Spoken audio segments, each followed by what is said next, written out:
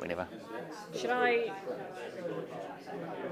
present from here and then introduce from here and then?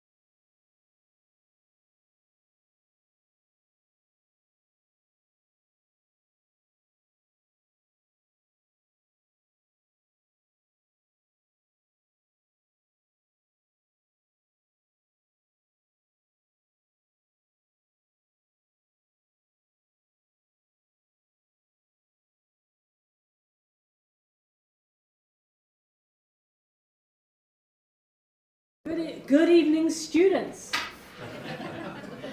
and welcome to all. Ko tina tōku ingoa. My name is Tina Williams. I'm the chair of Te Kahui Whaihanga New Zealand Institute of Architects Wellington branch. Yes, that is a long name. And it is my pleasure to welcome you all to City Talks tonight. Firstly, thank you to all the people who have helped put this event together. The astute among you will notice that we're not currently in the City Gallery because, unfortunately, the goings-on at the Civic Square have displaced us sadly. But we are very grateful to Herenga, Waka, Victoria University and Robin Skinner for giving us the use of this space. Thanks also to Amelia and the crew up the back for their tireless efforts putting together all the technical stuff. And thank you to our sponsor, Nushinal, for all the support that you've given us and all the dynamicism that has enabled us. So, to tonight's talk. This is perhaps one of the harder introductions I've had to do. I know that there are many people in this audience that held Bill Alington, the topic of tonight's talk, in great esteem, and rightly so. I know also that there are many that knew Bill much better than I did. I only had the opportunity to meet him a handful of times in his later life. And I would like to acknowledge that his passing is still very recent and that there will be a lot of feeling lingering with the adjustment to this world without him. When I was casting title ideas to Michael during the planning of this talk, I threw out a couple of cliche words like modernist, humanity, with the thought to capture some of the big themes of Bill's career. Michael came back, though, with a single alternative. I'd rather be good. And I didn't fully appreciate it in the whirlwind of deadlines at the time. But I was in a bookstore on the weekend, stay with me, and a couple of books caught my eye. One was a book about cities, covering the historic symphony of the topic, questioning the manifestations of humanity, morality, and so on. A classic grand narrative. The second was a journal from an 18th century naturalist, simply called The Portrait of a Tortoise.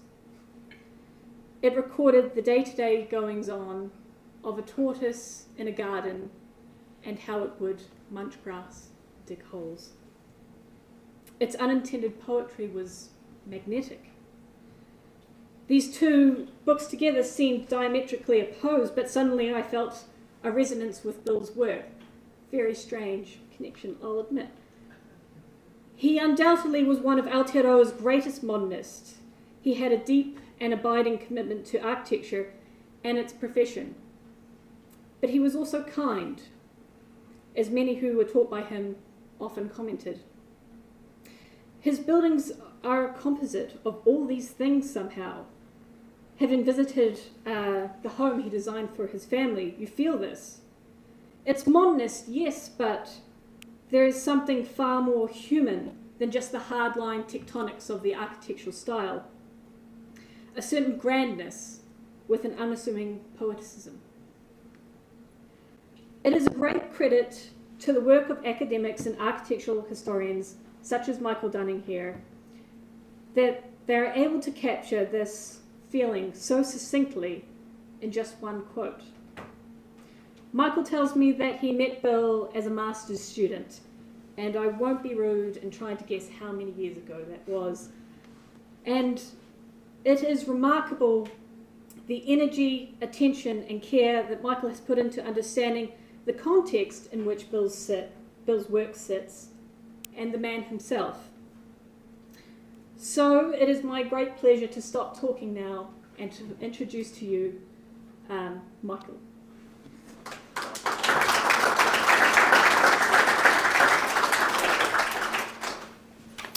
Thank you, Tina. I hope I don't disappoint you. And there was one of his buildings that looks like a turtle. He did an observatory, so I think the connection is very valid.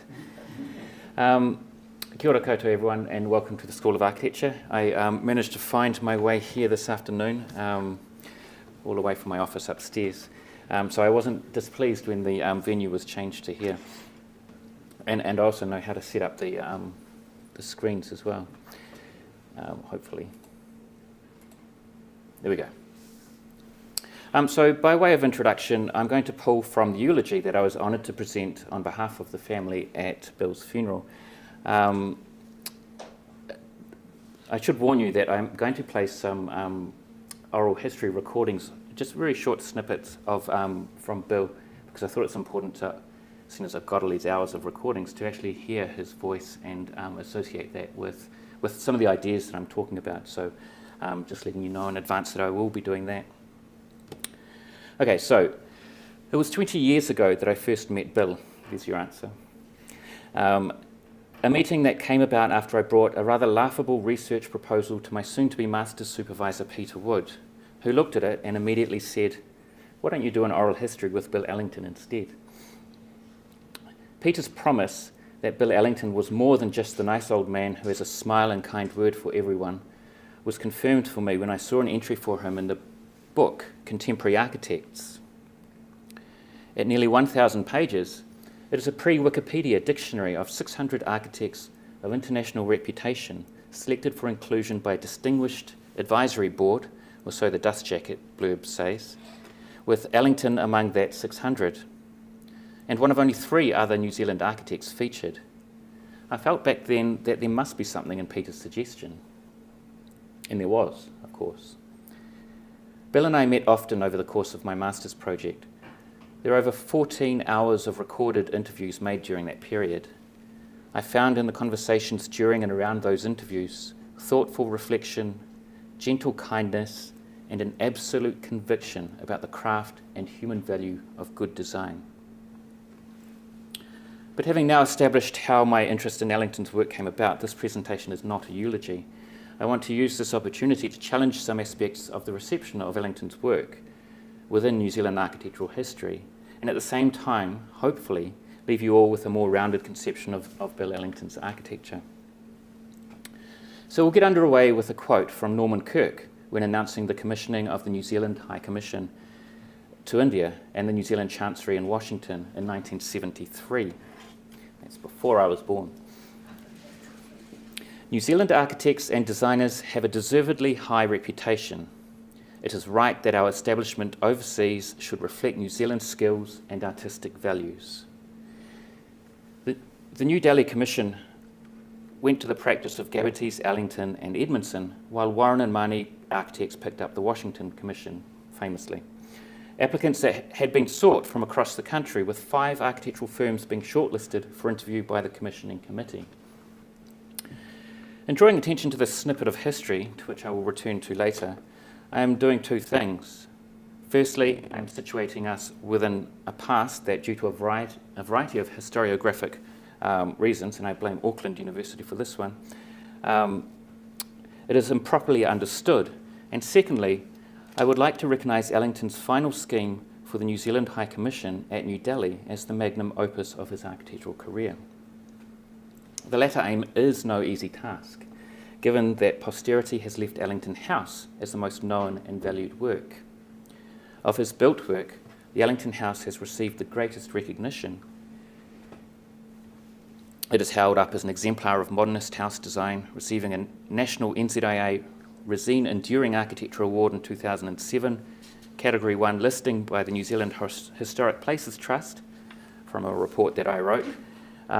It has also been recognised by the founding members of Docomomo New Zealand as one of the 19 places that best represent New Zealand modernist architecture. It's all very significant stuff.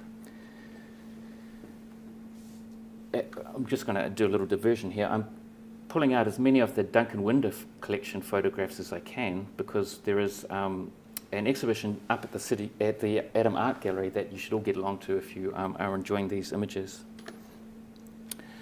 But anyway, back to Alington House.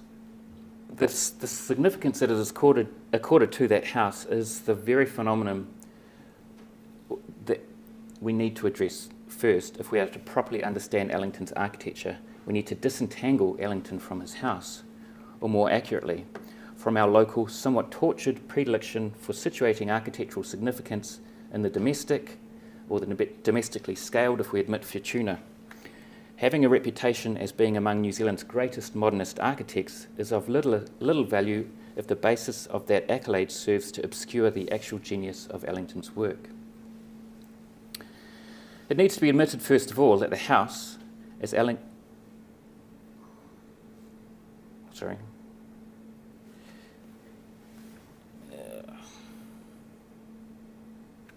go there. That the house, as Alington's first independently realised built work, is quite derivative. This isn't to denigrate it.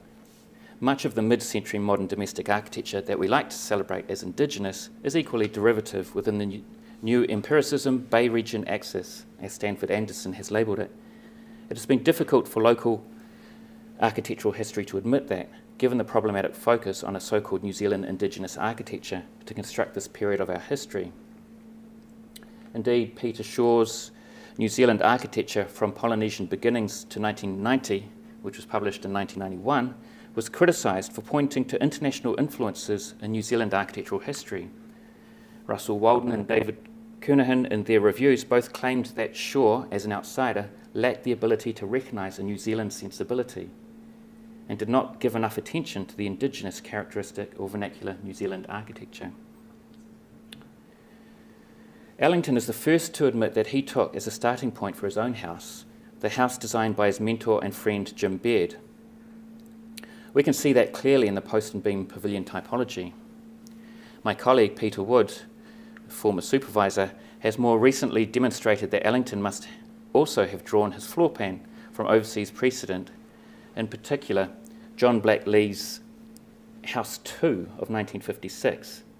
It is hard to deny that, yet outside of the plan, they are quite different houses, Lee House being an inversion of the Farnsworth House, in effect a glass box with private areas flanking rather than being contained within the envelope of the box. Alington House is a more emphatic statement of the pavilion with its sheltering roof plane and all those qualities of sensitivity and human warmth that Tina was mentioning earlier. Alington's is also a subtle development of Lee's plan in separating the living area and forsaking the more formal bilateral symmetry of the Lee House for what is, in effect, a rotational symmetry. So we have the entries here and here rather than the central, almost classical axis entry through there. Alington completely alters the formality and relationship between the interior and exterior to better suit his family requirements, which is probably not best illustrated in this famous Winder very posed photograph. I don't think a charge of copying Lee's plan was ever put to Alington directly, but had it been, I can imagine that Alington would simply have pointed out, as he did at other times, that the main characteristic of his design methodology was one of developing previous models. With his house, he had little from his own portfolio to draw from at the beginning of his career, other than some experimentation with the 9-square plan in his postgraduate work. And thus, a disciplined interest in, let's call it, a classical geometry, of which Wood's paper is the best account, and the rational logic of post and beam structure and its detailing is all Alington, despite the genesis of form and plan being drawn from other sources. The genius here is Alington's. And before leaving the house, I will allow Bill himself to address a final fallacy.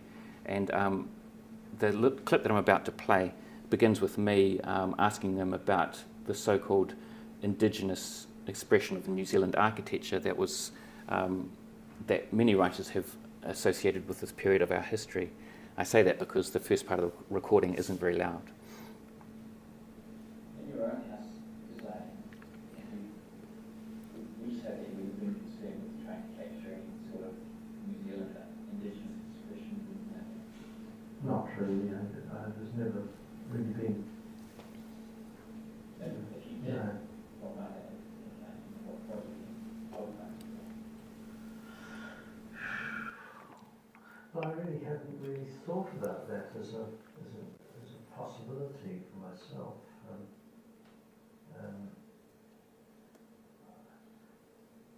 I suppose I really wasn't really altogether interested in that. There were all these other factors and trying to solve those. I'm interested that people do take an interest in my own house, and Jim's house, and Bill's house, you know. There were one or two more places done in post and beam system. It was never a development in New Zealand, I don't think. So essentially, Bill himself is admitting that his house is something quite other to mainstream or celebrated developments in New Zealand architecture at the time, even if it's become recognised for something else since then. But let us jump from the Alington House, completed in the early 1960s, to the Upper Hutt Civic Centre, a project that began toward the end of the same decade. In that time, Alington has left the employment of the architectural division of the Ministry of Works and joined with Al Gabbaties and Jim Baird in their private practice. Gabbaties headed the town planning arm of the practice, the success of which would inevitably bring with it many significant civic architectural commissions.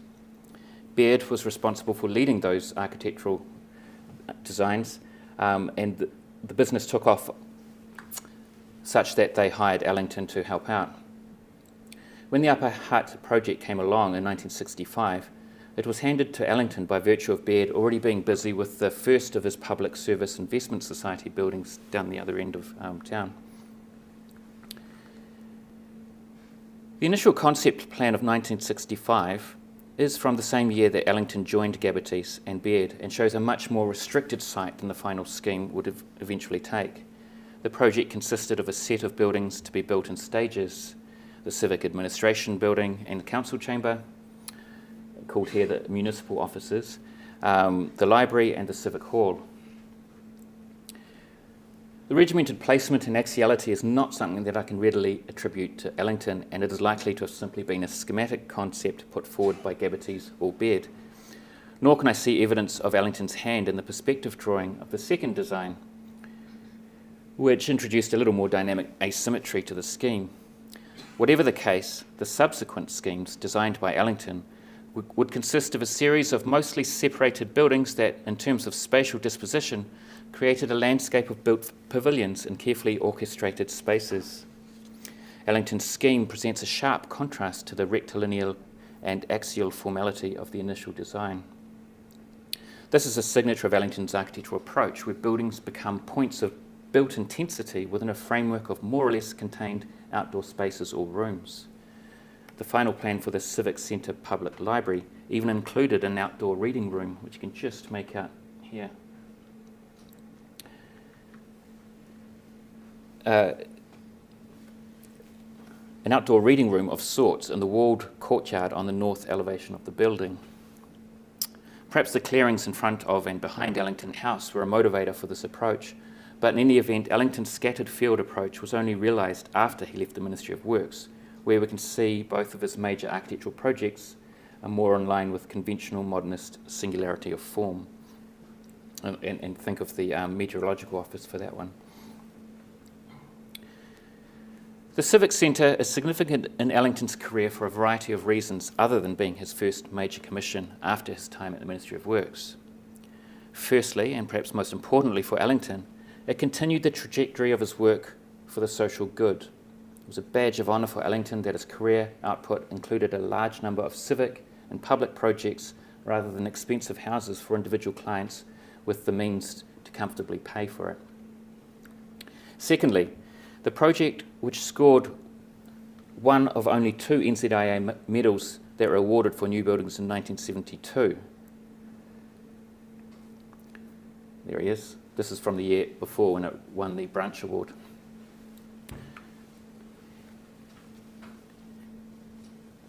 This solidified Gabbity's, Toomath, Baird, Wilson and partners. They had joined, Gabbity's and Baird had joined with Toomath and Wilson in 1971. It solidified that firm as among the most significant architectural offices in the country, especially as the second medal that year also went to one of their projects, the Wellington Teachers College in Karori, designed by Bill Toomath. In winning that NZIA medal for the Upper Hutt Civic Centre project, Alington would also see due acknowledgement of his leading role in a way that would not have occurred for him as a Ministry of Works architect. And thirdly, within a career of slowly iterating developments from one project to the next, the Civic Centre offers an important turning point, the adoption of a pitched roof. Perspective drawings for the 4th iteration of the scheme in 1967 show a flat roof with curious concrete upstands demarcating the roof line of the building. A flat roof was, of course, de rigueur for the serious modernist architect of the day, and indeed all Alington's works prior to this, including his own house, were capped with just such a flat roof. Accommodating the staged design of the Upper Hutt Civics Administration building created something of a dilemma, however, and I'll let Alington explain. And that flat roof was sort of carried on from my own house, of course. That's the same idea. The upstand at the end of the flat roof between with the pitch. And at that point, I think it was the time when we were only putting a temporary roof on the top of this building because they couldn't find their way clear to financing the whole thing. So I thought, well, a temporary roof, you could just put a whole lot of gangland trusses and put a hip roof on top with the concrete floor slab that is about here. And it looked rather it seemed to be appropriate and appropriate in the surroundings too, which I found quite interesting. So not only could the temporary roof hide the various plant and protrusions through the future floor plate, it would also be lifted off and replaced when the future floors were added. And Alington enjoyed the way that it evoked the Valley Hills standing behind the centre. To those qualities might be added the way that, as a formal element, the related roofs across the Civics campus, along with limited material palette, created a harmonious series of buildings, despite differences in construction types and function. The sensitivity demonstrated in the scheme as built is remarkable and remained of such rare distinction until the more recent interventions of the Whirinaki Whare Taonga and the H2O extreme. And there's more to come. Losing the flat roof might well have been something of an accidental or serendipitous action, but Alington would continue to experiment with the hipped roof form in various manifestations in most of his subsequent buildings. In terms of structural expression, the Upper Hutt Civic Administration building is essentially a reworking of the Wellington Meteorological Office. Alington described how the drama of the structural rhythm was lost once the glazing was fitted in this building. Even the regular fins did little to bring the facade alive with the light and shade that he was seeking. At Upper Hutt, he pulled the building's skin back from the structure and used the divisions of the fenestration and a secondary precast concrete element to articulate the rhythm with greater variance and sophistication. This he likened to Baroque music and repeated it almost identically in the next iteration of his work at the Waipa District Council offices. That one. In that building, he returned to the continuous 5x3 bay structure of the meteorological office, having been dissatisfied with the minor bay created by the expressed structural. We've got a photo of that. Yeah.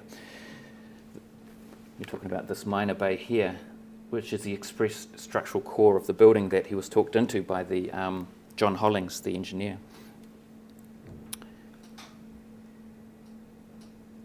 He also carried forward the temporary roof arrangement from Upper Hutt, but this time gave it a more permanent manifestation in concrete tile.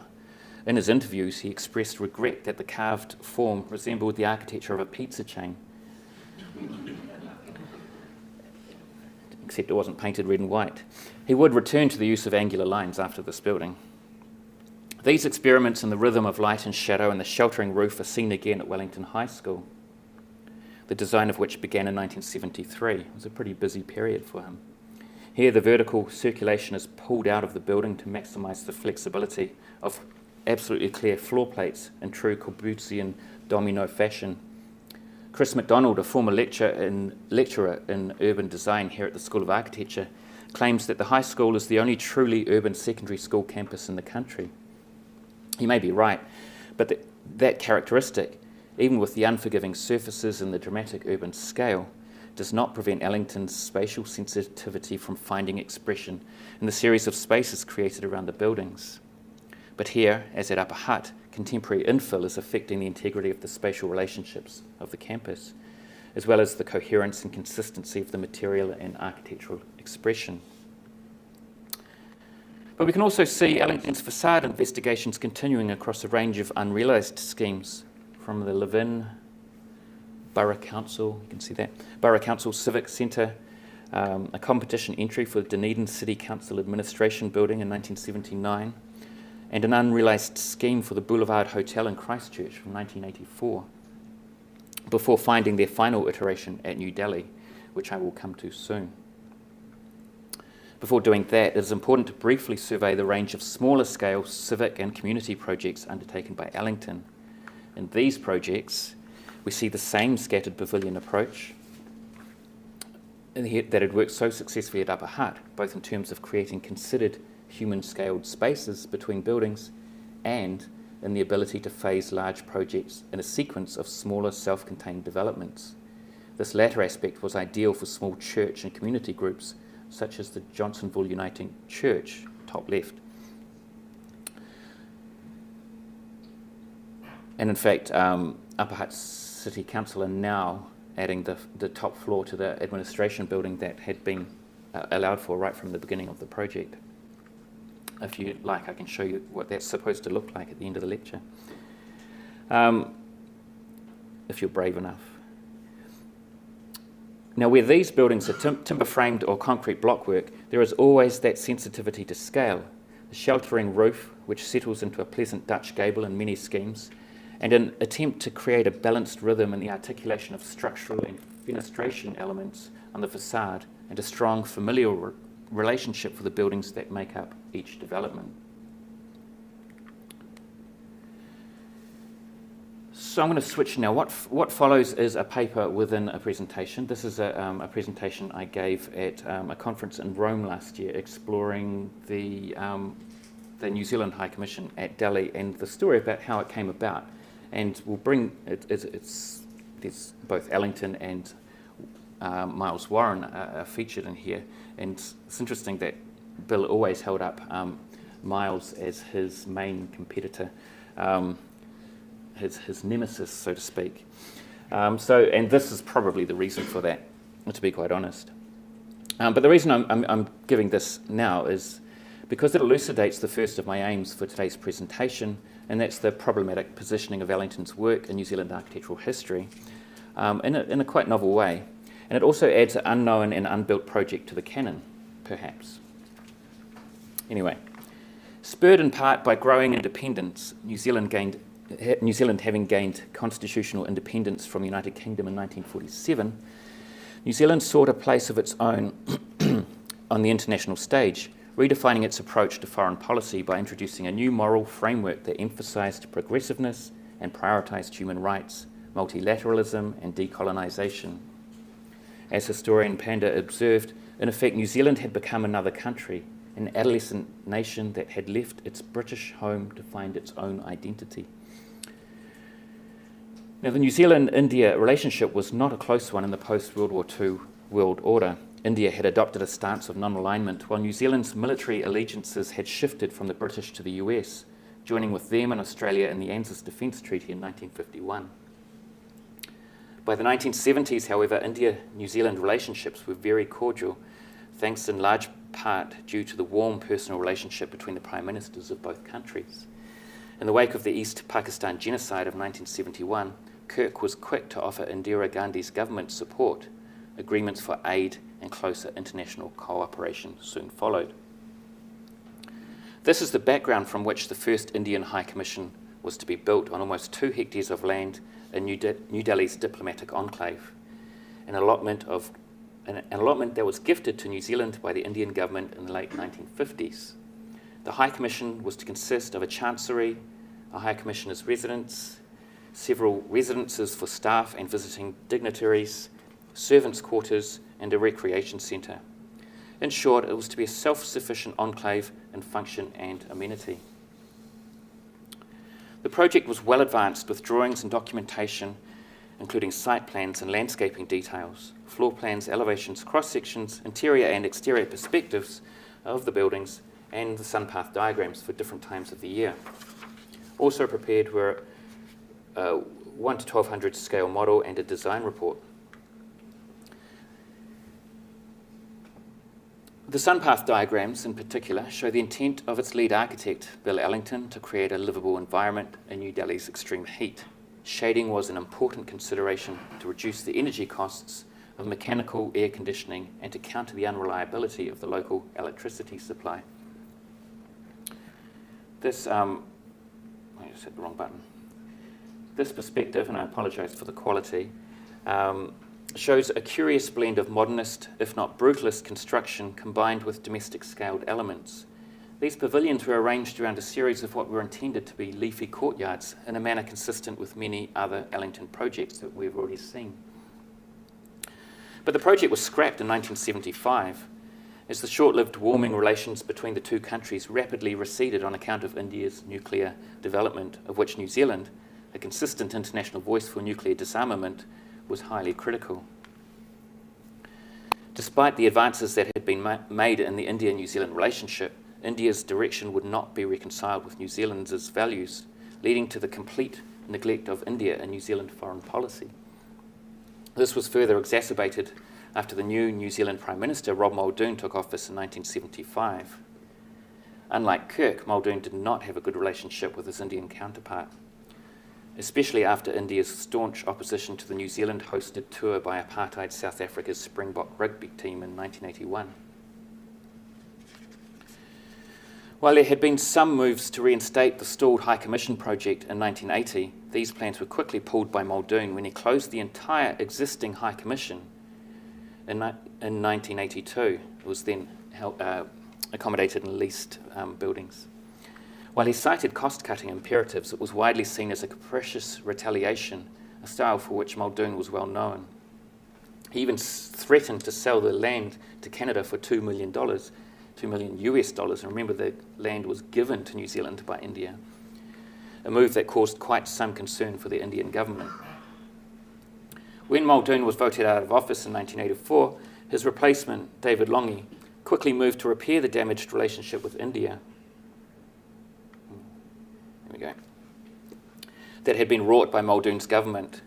In his first months as Prime Minister in 1984, Lange reopened the High Commission in leased accommodation, appointed Sir Edmund Hillary, who was as legendary to the Indian public as he was at home, as High Commissioner, and announced that the now twice stalled High Commission development would go ahead. While the nuclear issue did not go away, New Zealand accepted India's position that it was not seeking to weaponise its nuclear developments, either at that time or in the foreseeable future. Alington Group architects, as Bill Alington's practice was now known, were again re-engaged to continue working the project, this time coming up with an entirely new scheme that they worked through to construction readiness. However, after a review of the project by the commissioning Ministry of Foreign Affairs in 1988, the services of Alington Group architects were abruptly terminated, the ministry citing dissatisfaction with the firm's services to date. That's all they said. By that time, construction of the rough stone perimeter wall had already begun. The dissatisfaction was reported to have been in relation to the time taken by Alington Group architects to move ahead with the development. However, Alington recalls that the time delays that occurred were overwhelmingly on the ministry's side, with officials often taking months to respond to submitted work and to provide approvals for further action.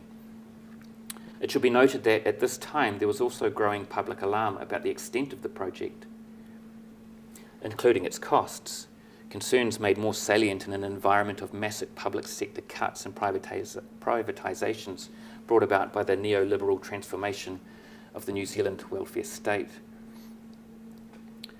and which of course unhappily ran into the stock market crash of the late 1980s.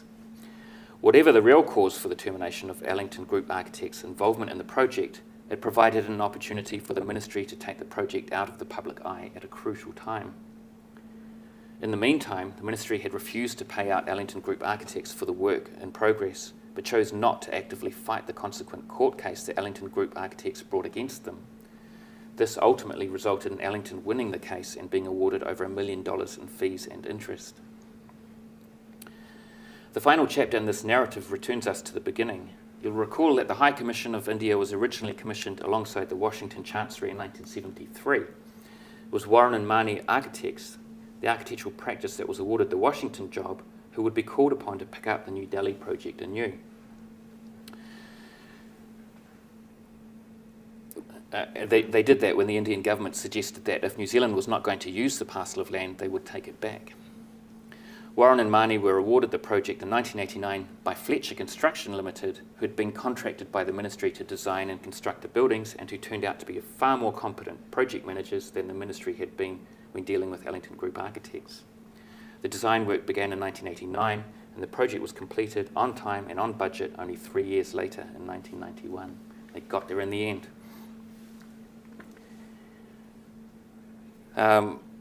With both, so now I'm going to have a look at both schemes. So, while both lead architects, Bill Alington for Alington Group architects and Miles Warren, later Sir Miles, had similar backstories and were both near the end of their professional careers, the completed Warren and Mahoney project could not have been more different to the Alington Group architects' unrealised second design. Warren's body of work was far more dynamic, and I think my slides are out of order.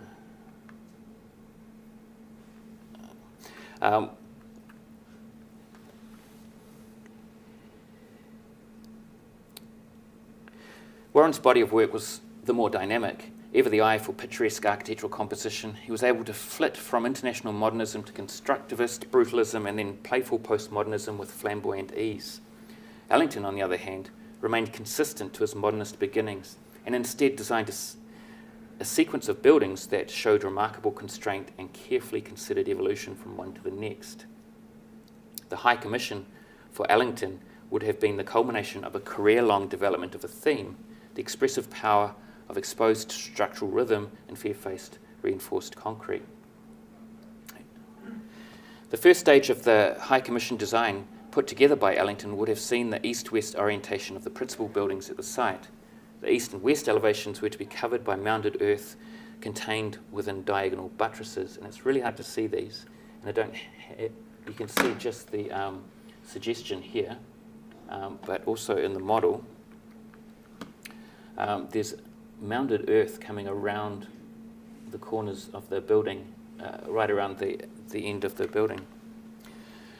These mounded earth diagonal buttresses, which would also extend to provide a degree of shelter and definition to the planted or water courtyards on the north and south elevations.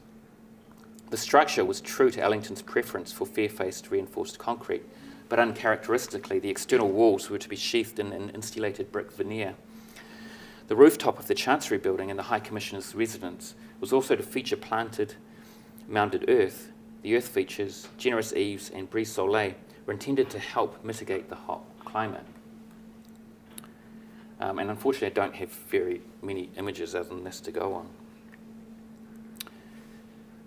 Now, the Warren project, on the other hand, was quite different. Sir Miles speculatively described his own project as an homage to Edwin Lutyens, the British architect who was tasked with designing New Delhi as a new capital city for the British Raj in the early 20th century.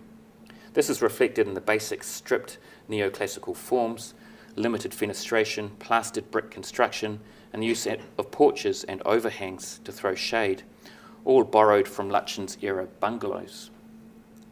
The two-tone pink and buff sandstone colour scheme was a direct reference to the much grander Viceroy's Palace, also designed by Lutyens, as is, to a lesser degree, the massing of forms along the main elevation. The main buildings that make up this elevation consist of the High Commissioner's residence, a barrel-vaulted entry hall, and the Chancery. They are stretched across in a thoughtfully composed sequence of projecting and receding facades that attempt to give the complex an amount of grandeur otherwise difficult to achieve in a single-level building. Behind this initial complex of buildings are the staff houses, a swimming pool, and other ancillary buildings. You can see that it's all spread out around the back. Despite its domestic scale, Warren's design is nothing like a New Zealand architecture. But given the New Zealand government's pragmatic, if not ambivalent, brief setting, that was clearly not an issue. The complex of buildings projected an authority that relied on a regionally inflected Western classical tradition, but did so at a rather diminutive scale in the context of New Delhi's embassy precinct, but a scale not out of keeping with New Zealand's ambitions and clearly its means. Although a regionally inflected modernism, Alington's proposal might have been argued as being more in harmony with New Zealand's architectural identity. Published for the New Zealand Centennial Exhibition of 1940, architect and author Paul Pascoe produced a foundational history that was constructed around a formative narrative of technological progress and pragmatism and presented as the maturing of a young nation rejecting the stylistic eclecticism and excesses of its British colonial parent. Pascoe deliberately made a case for modern architecture as the correct response to building in this country by venerating the pragmatic simplicity of buildings erected by pioneers of the previous century. The narrative was difficult to sustain beyond domestic architecture. Even to sustain it there, you had to turn a blind eye to the obvious international precedents. In public and commercial architecture, New Zealand's cities modernised in much the same way as any other New World city.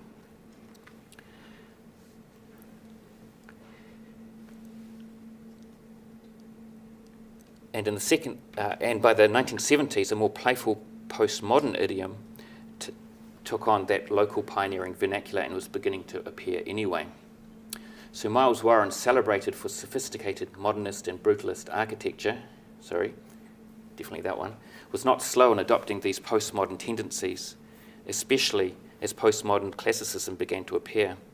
Indeed, his approach to modernism itself had always been highly and successfully mannered, but postmodernism gave Warren license to explore more openly those tendencies that were previously to be denied.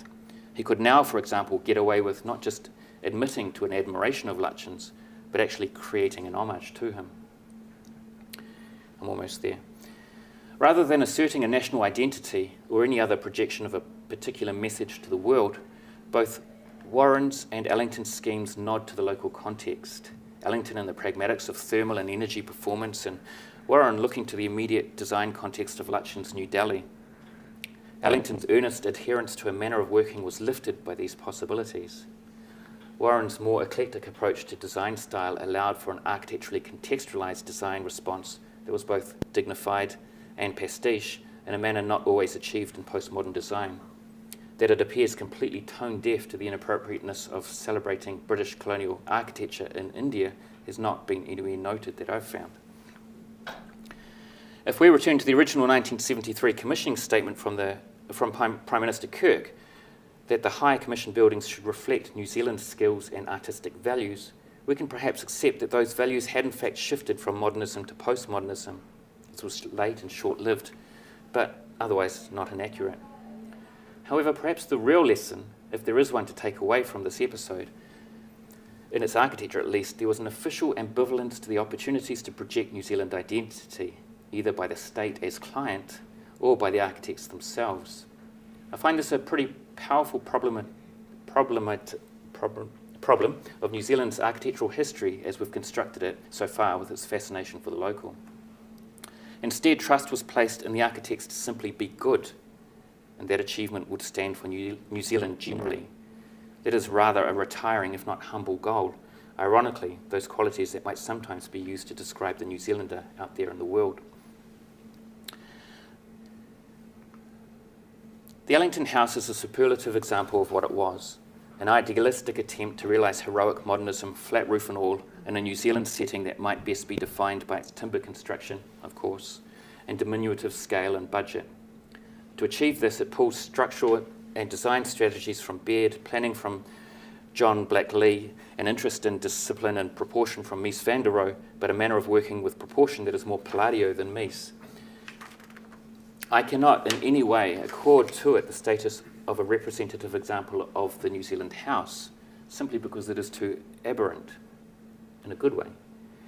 What we admire in the house is its refinement and repose, qualities that we should be happy to celebrate without having to resort to the tired New Zealand House argument. It should be enough to be good, excellent even, without having to carry the burden of the tortured narrative that is New Zealand's architectural history. At the beginning of this talk, I raised the New Delhi High Commission as the magnum opus of Alington's career, though it was unbuilt. It represents all of the qualities that Alington developed iteratively over his career after leaving the Ministry of Works, and any pretensions of being that heroic modernist that most young graduates aspired to be. This includes the arrangement of form and space in his projects, delivering a sensitive spread of programmatic functions across the site, avoiding the awful trap of modernism, that of generic space, and instead giving us places of distinction and belonging that were sensitive to context, such as the Upper Hutt Civic Centre, and especially in its community-focused projects, which could be built in stages over time and to a coherent plan. The house on Homewood Crescent is a fine building indeed, but we can learn so much more from the second period of Alington's career. Perhaps it is a disservice to place Alington among modernists anyway. It isn't just the sensitive humanism in his work, because the best modernists could also achieve that, if a little too rarely. But if we take the studied play of rhythm in the light and shadows of the facade, the celebration of structure, whether post and beam or reinforced concrete frame, and the attention to geometry and proportion, we find in Alington's work the sensibilities of a classical architect through and through, but in the dispersed temples of the Greek Acropolis rather than the bombast of the Roman Forum, or in Brunelleschi's architecture of the earlier Renaissance rather than the fevered mannerism of Michelangelo's later masterpieces. In either case, it is an attempt to provide an architecture that is a good backdrop for great humans rather than an attempt to overwhelm through demonstrations of scale, wealth, or insistent virtuosity. And I'll leave you with Bill's own words. No, I won't. They're gone. No, hold on.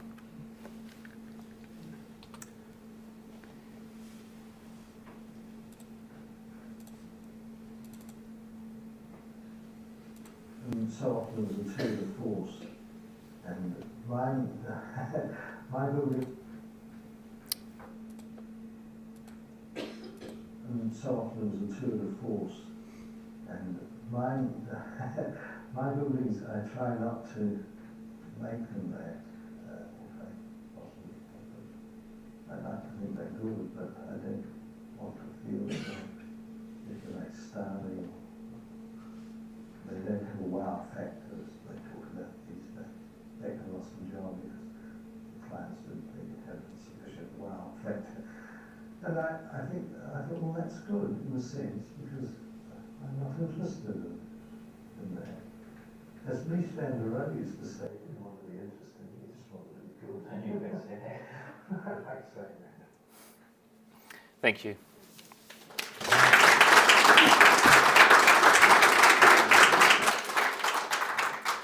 Sorry, it's a bit long. That's right. Well, that light is really bright. I'll sit here. Well, thank you. That was a big download. I feel like I've read an entire book, and there's such a wealth of words in there, and amazing nuance in all the context that surrounded his work. I mean, we do have time for questions, if anyone has any,